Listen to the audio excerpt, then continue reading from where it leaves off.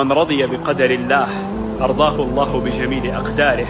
الحمد لله على ما مضى، والحمد لله على ما سيأتي، والحمد لله دائما وأبدا. من رضي بقدر الله أرضاه الله بجميل أقداره. الحمد لله على ما مضى، والحمد لله على ما سيأتي، والحمد لله دائما وأبدا. بدهن حلو الحمد لله. السلام عليكم ورحمة الله. ازيكم يا حبايب قلبي، عاملين ايه؟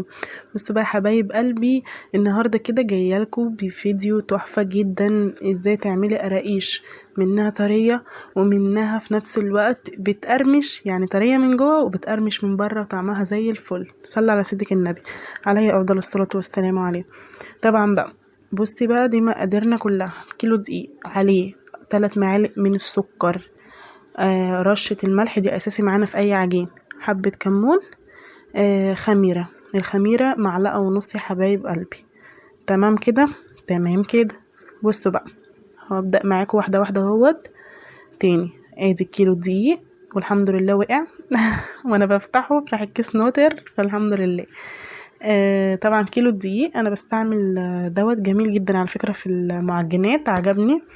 و3 معالق من النشا كبار. تمام، واحدة واحدة اهو. 3 معالق من السكر، رشة الملح، كمون، و1.5 معلقة من الخميرة عشان احنا في ساقعة. لو عادي هنحط معلقة، لو احنا في الجو حر يبقى حطي معلقة من الخميرة. وكمان حطي نص معلقة من البيكنج باودر لو عندك، او معلقة لو عندك يعني. لو انا ما كانش عندي بصراحة فاستكفيت بكده، حطيت كوباية سمنة على كوباية زيت. تمام كده، الاتنين مع بعضه هقلبهم كويس جدا جدا زي ما انت شايفه كده حبيبه قلبي.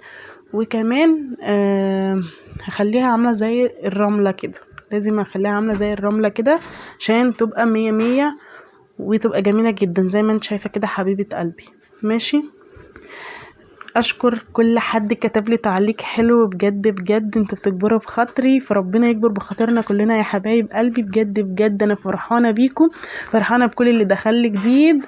ربنا يبارك لي فيكم، وربنا يا رب يجعلني عند حسن ظنكم فيا باذن الله. واحب اشكر هنا في الفيديو بتاعي ام نغم، وبشكركم جدا جدا يا حبايب قلبي، ويا رب دايما عند حسن ظنكم. وحب الناس ده كنز، والله العظيم كنز. فزي ما انت شايفه كده حبيبه قلبي، الدنيا زي الفل اهوت. حبيت اعمل حبه قراقيش وانزله لكم وكده علشان خاطر الطريقه جميله جدا جدا جدا وهتعجبكم جدا. وطريقه سهله وبسيطه خالص، مش عايزه اي يعني بصي اي حاجه، مفيش اي حاجه زي ما انت شايفه كده. كمان هفضل بقى اعجن طول ما هتخدمي العجينه هتطلع لك كل حاجه كويسه جدا جدا جدا. فانتي اخدمي العجينه هتطلع لك حقك وبزياده كمان. فزي ما انت شايفه كده، ده كيلو دقيق عمل لي بسم الله ما شاء الله كام صاجين كبار وصينيتين صغيرين بس. يعني بسم الله ما شاء الله رمى معايا جامد جدا. شفتي العجينه اهي بتاخد تدي معايا وطريه وحلوه وزي الفل وكله عسل والحمد لله. زي ما انت شايفه كده حبيبه قلبي اهو. طبعا انا لازم اختبرها كده اشوف، لو شققت يبقى لسه عايزه عجن، ما شققتش وتمام كده زي ما انت شايفاها كده خلاص يبقى ايه، خلاص هسيبها ترتاح لمده 10 دقايق علشان خاطر السمنه اللي فيها ما تجمدش معايا، هتبقى رخمه في العجن. فانت اديها 10 دقايق كده حبايب قلبي واشتغلي بيها زي الفل، سيبها بقى ترتاح بس كده. طبعا بقى بعد ما ارتاحت اهي زي ما انت شايفه والصاجه اهوت هقطعها واشكلها. طبعا بقى انتي السمك لازم ما بين تخين وما بين رفيع، تمام كده. وفي نفس الوقت انك هتعملها رول كده، بصي حاجه اقتصاديه خالص، رول كده عادي، وهتروحي مبططاها والسمك ما يكونش تخين ولا رفيع. وعلى حسب بقى التقطيعه التشكيله اللي انت عايزاها بقى تقطعيها عريضه، عايزه تقطعيها رفيع، ده حاجه بتاعتك انت حره فيها. انا بعمل حبه كده على حبه كده، يعني ممكن اعمل حبه عراض وحبه رفيعين عشان انا بحس الرفيع انا بحبه اكتر من التخين شويه اللي هو العريض. علشان ايه انا بدي العريض دوت لبنات عشان يعرفوا ياكلوه كده. لكن الرفيع زي ما انت شايفه كده حبيبه قلبي، رفيع انا بحبه بيبقى محمص شويه، بيبقى طعمه حلو زي ما انت شايفه كده يا ست الكل. ويا رب الفيديو يعجبكم النهارده واكون عند حسن ظنكم يا حبايب قلبي. وبصي بحبكم في الله بجد والله، فربنا يا رب يكبر بخاطرنا كلنا ويجعلني كده سبب ان انا افيدك باقل حاجه. فطبعا زي ما انت شايفه كده انتوا احسن مني 100 مره، اكيد بتعرفوا تعملوا احسن مني كمان. فطبعا زي ما انتم شايفين الحاجه في بيتك والعجين في البيت ده رزق بجد والله العظيم، فعلا العجين في البيت رزق يا جماعه.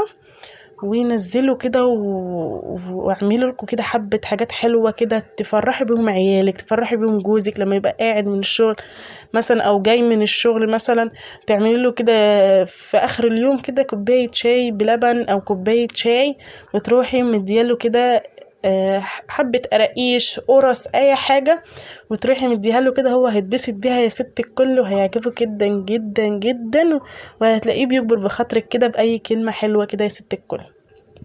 واولادك يعني انا عندي بنات لما بعمل حاجه حلوه وكده يبقى انا اليوم دوت عملت لهم كنز. هم بيحبوا الحاجات الحلوه بالذات، هم بيحبوا كمان ساعات بيسهروا وكده، فبحب بقى احط لهم الحاجات دي وكده. يعني انا مش من النوع اللي انا على طول 24 ساعه انا بعمل في المعجنات وكده، بس ايه جت الفتره كده وما قدرتش ان انا اعمل، ما كنتش بعمل كتير، فعلشان كده لما عملت بقى فراحوا بناتي مبسوطين جدا جدا جدا اللي انا عملت لهم، وفرحتهم فعلا، وفرحت جوزي لما جه من الشغل وكده عجبه جدا جدا بصراحة. فبصي لو حاجة قليلة كده وعلى قد ايدك وحاجة في البيت ومش مكلفة ليه ما تعملهاش؟ بلاش كسل، احنا ستات شاطرين ما بنحبش الكسل نهائي، واحنا جدعين جدا. اهم حاجه حبيبه قلبي لو شفت اللايك وعجبك، لو شفت الفيديو وعجبك حطي لي اللايك، ولو ممكن تحطي لي الاشتراك عشان تشتركي معايا وكل جديد انزله يوصل لك يا حبيبه قلبي. وادي الشكل النهائي. يا رب الفيديو كان عجبكم وابقى عند حسن ظنكم فيا، وباذن الله بكره احلى والجديد جاي يا حبايب قلبي باذنك يا رب. ربنا يديني الصحه وانزل لكم كل جديد، واسيبك بقى حبيبه قلبي في رعايه الله.